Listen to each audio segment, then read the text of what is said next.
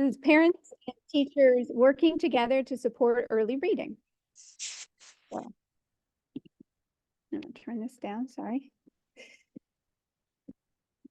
Okay, so for our online participants, we have closed caption, which is not something that you all see, but people online can see. So you can use the live transcript on the control bar and show the subtitle to activate closed captioning. And this is what we're doing today. Our game plan is to, I'm going to tell you a little bit about SPAN Parent Advocacy Network. That's where I'm from. Did I say my name is Beth Cosentino? I don't know if I said that. Mrs. Cosentino. And I'm also going to tell you about the New Jersey Tiered System of Support for Early Reading. I'm the project coordinator for it. And then we'll define some key literacy skills, which might be familiar to all of you, but I'll just kind of run through them so you get an idea. And then ways that parents and teachers can partner together. And then I'll take you through a few activities and share some resources. Okay. So a little bit about SPAN. Since 1987, families in New Jersey and beyond have made SPAN their first stop for support and resources. SPAN's projects and programs for parents of children from birth to age 26 for women of childbearing age and also for women of childbearing age extend to over 40 national, regional, and local programs funded by government agencies, foundations, and fees for service contracts. These programs cover education, health and mental health, human services, childcare, and child welfare. SPAN's vision is that all families will have the resources and supports they need to ensure that their children become fully participating and contributing members of our communities and society.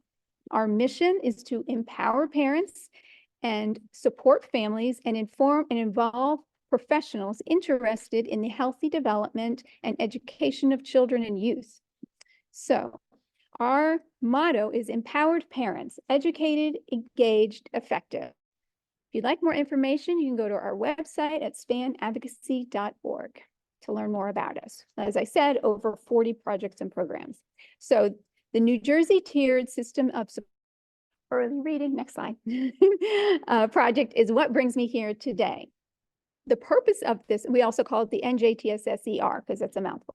The purpose of this project is to engage families and help them understand science-based reading instruction and intervention to assist the New Jersey Department of Ed in assessing parent understanding of current intervention and referral services offerings and to increase parent understanding and advocacy of science-based reading instruction and intervention.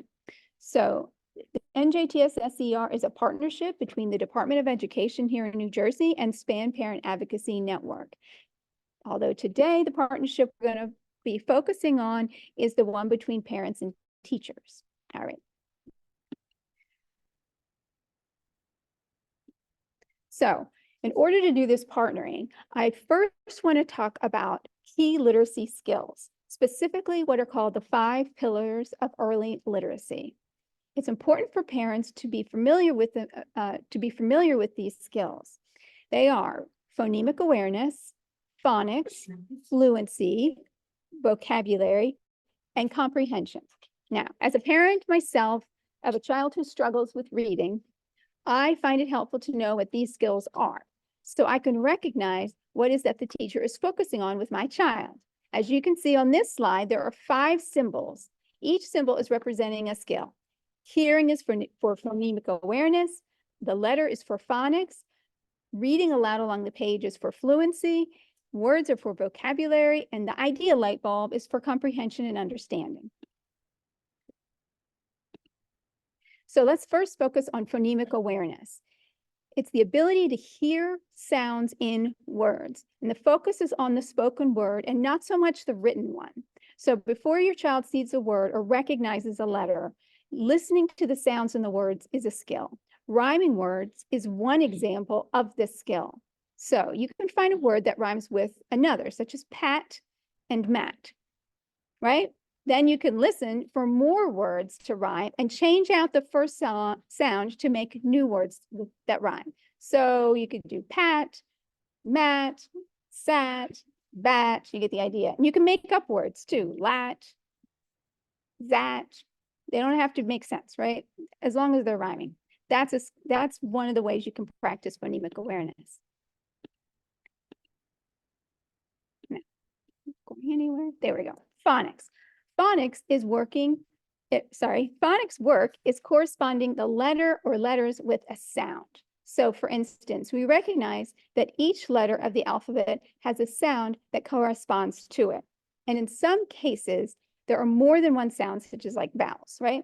So when a child is starting to read, it's important that they know their letter sounds, and they use those letter sounds to help sound out words. So I forgot I had these little graphics, right? All right, so the sounding out of words is a way to decode a word. For instance, a word like cat. Each letter corresponds with a sound, and if you say each letter sound individually, you'll hear the word. So it would be k, at, right? And you might do this in your class, right? K, at. It's called tapping it out, right? You put those together and you get cat.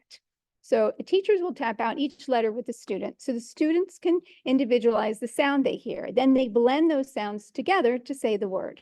The skill of sounding words is a lifelong skill. If you've ever read a book about dinosaurs, you will find yourself sounding out words. I know because when my son was younger, I did a lot of reading books about dinosaurs, and it is very hard to know what those words are without sounding them out, like Diplodocus and Albertoceratops and things like that. So next we have fluency. Fluency is the ability to read smoothly and accurately with expression.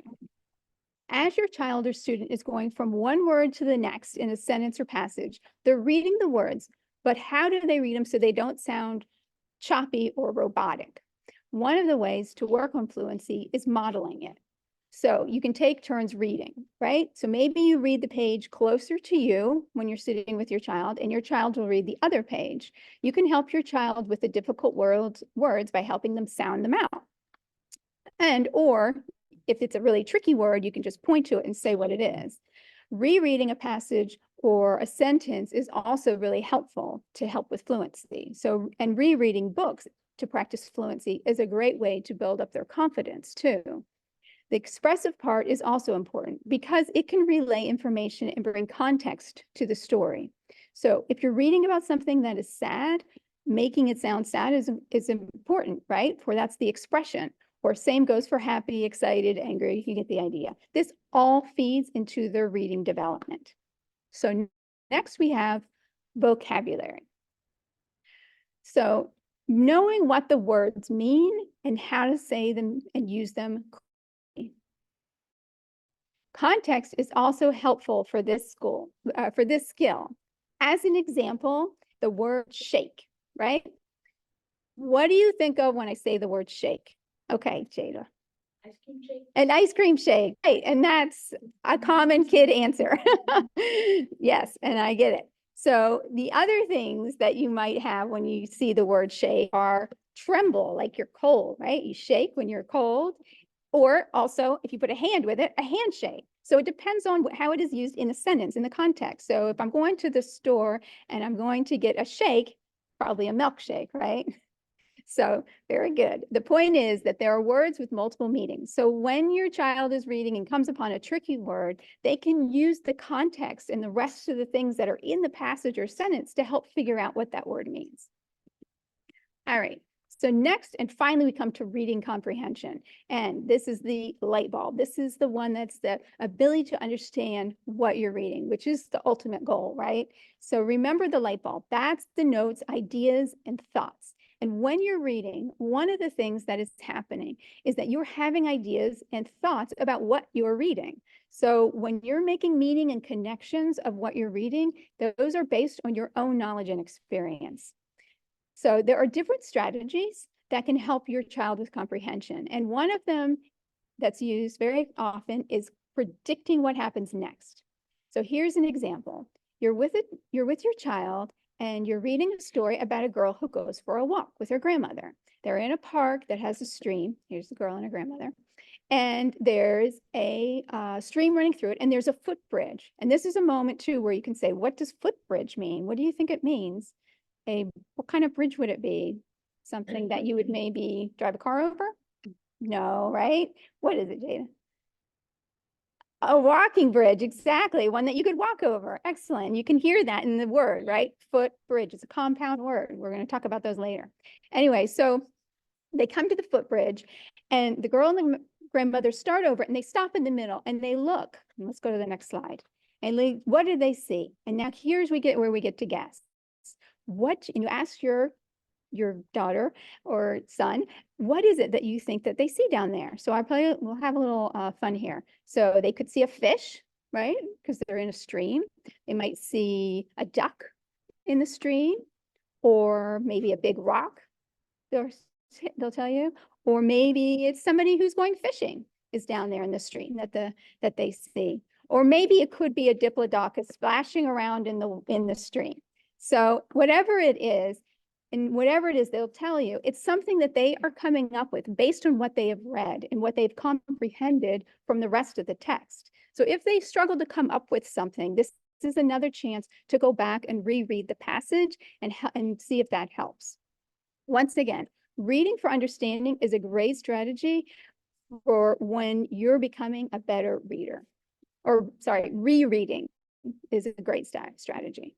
All right, so now let's just review these key literacy skills, and then we'll go on to the next part. Phonemic awareness, that's the ear. So that's hearing the sounds, like rhyming.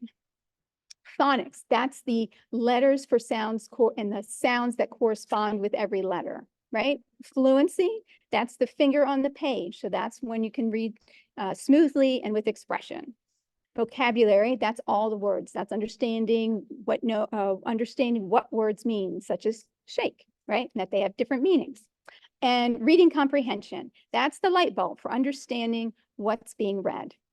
All right, so now that we've gone over those, let's go and talk about partnering with your child's teacher. Reaching out to the teacher and asking questions or checking in on progress is okay to do at any time. There are scheduled events like parent-teacher conferences throughout the year, and a parent doesn't need to wait for those to happen to reach out and ask a question. So something like, how is my son doing in class during reading? Or is there anything he needs extra help with from you? And hear what the teacher has to say. They're going to respond and then thank them for that. The next is the other side, or is to share these insights that you have in seeing at home on your own with your child and reading. So if you can let the teacher know if you're seeing anything that is especially difficult for your child, this information is really helpful for the teacher to know so they can offer support and strategies. And finally, don't be shy to ask for those support and strategies. If you've noticed something where your child is struggling, and maybe it's something like fluency, maybe it's they're having a hard time reading out loud, or they don't want to read out loud because they can't do it smoothly. So ask the teacher how they work on that in the class. All right, so for the educators that are here, I also like to talk about partnering with your students' parents. Sometimes it takes the teacher reaching out to get the conversation going, and it means a lot to a parent when this happens. Reaching out regularly, keeping the parent informed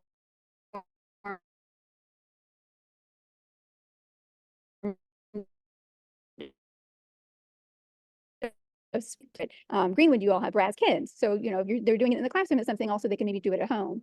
So, and then another great partnering strategy is to send a what to expect this week, either through like an even a one-page handout. So then the parents can kind of follow along and maybe even ask questions, give them questions that they can ask. Like, did you all talk about rhymes today? And did you find any new rhymes for things? And then the other one is sending a notebook home maybe, and putting in, if a child needs like really specific things they need to work on, and putting some of those skills that they need to work on in the notebook and sending it home so the parent can work on those with the child. And then even, make a note and could send the notebook back into the class so that the teacher can see how it's going. All right. So the benefits of partnering: working together improves student outcomes for reading. Along with the academic related benefits, there are also the mental and social emotional benefits. When a student is experiencing success with reading in and out of school, it can lead to more confidence, and with that, the desire to do more, right? We're building on the successes. Establishing a best practice for two-way communication between parents and teachers, especially when children are young, gives parents a sense of assurance and provides them with the opportunity to support their children at home with what they're doing at school. And then finally, partnering when students are just getting started with their education journey creates a solid foundation that parents can build off of to use from year to year, building their own confidence in reaching out to their child's teacher and sharing information with them. So now we're going to go into a couple of little activities for Jada, our guest, our honored guest.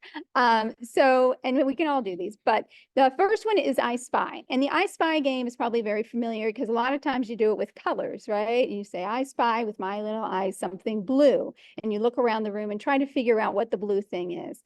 So for this game, you can do it with letters, and you can say, I spy with my little eye the letter E. And so you can look around and see where the E is that your child or the adult, the parent, is spying. And you can take turns doing this. If your child is still learning the letters, then you can always show them a letter and then see what they can match in the room or wherever you are. And these things can be done on a walk. They can be done going to the grocery store. They can be done waiting in the doctor's office, all sorts of places, these games. All right, so the other one is there's another I Spy game that I have here that talks about the first or the sound. So the sound would be, I spy something that starts with the letter G. Yes, Jada. Gorilla, good. But you see a gorilla?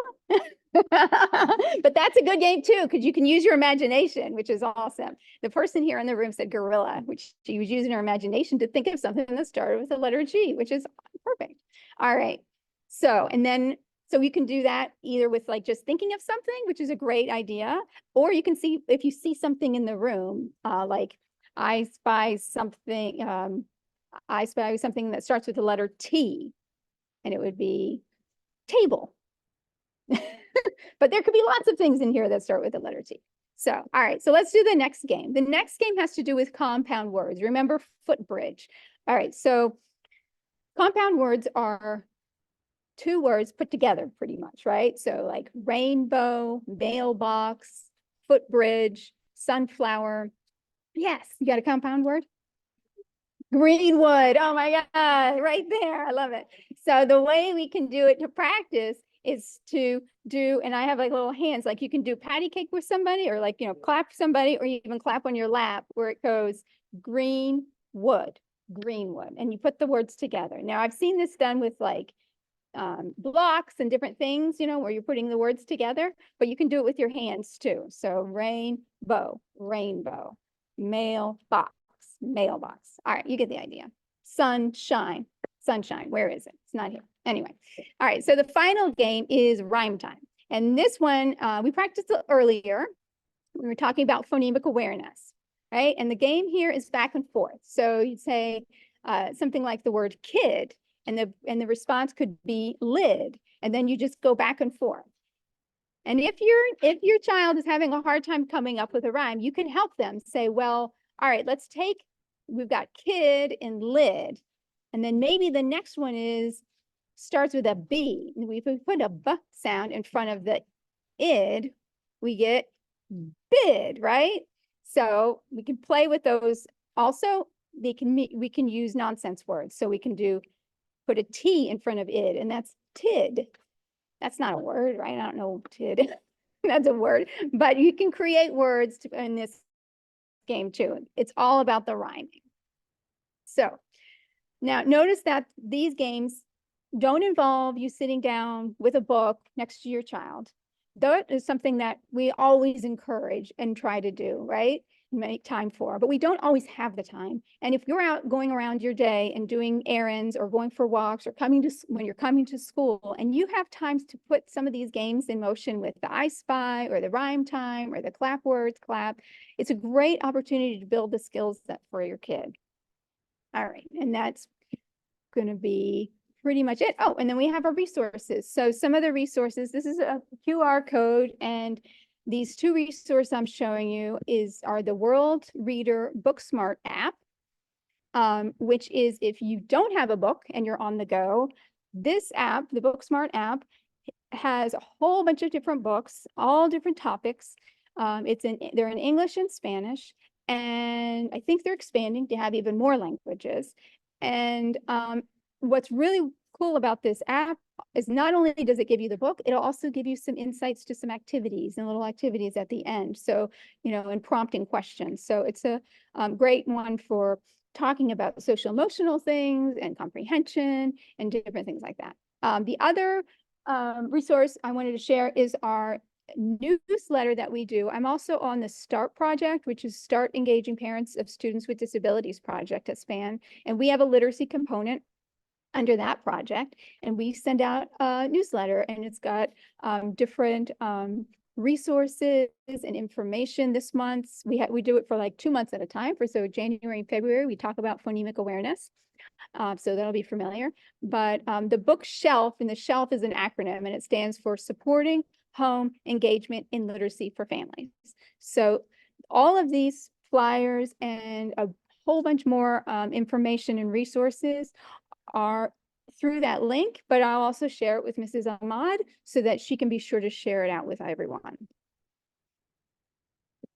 And something that SPAN wanted to share while I was here today was information. This has nothing to do with literacy per se, but it's something that I wanted to share about New Jersey Family Leave Insurance. And so if you need to, it's a benefit that all New Jersey residents have, and they don't realize it. So we just wanted to share this real quick, just explain that most people don't know they are eligible for paid leave and the reasons they can apply for the benefits. So here are a couple of graphics. And these things will also be in the resource folder if you want to find out more information, plus the contact people from SPAN that can help you understand it if it's not clear. And I'm come to the end. So I don't know if anybody has any questions or anything. We have some activity sheets that you are welcome to take. And we also have, and for online, we have the reflection form, and we also have an evaluation form here. So I'll just leave this up on the screen. So if anybody needs to use the QR code to find out anything more. And I'm going to just check in. Thank you, Stephanie. Hope everybody could hear me all right on the Zoom.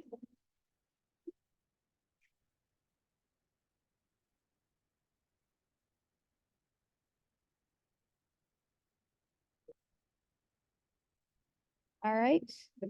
Thank you, Stephanie. And thank you everyone for coming.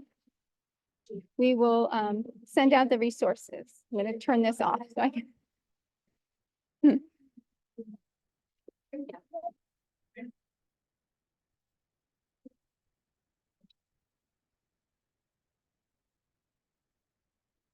All right. Thank you all.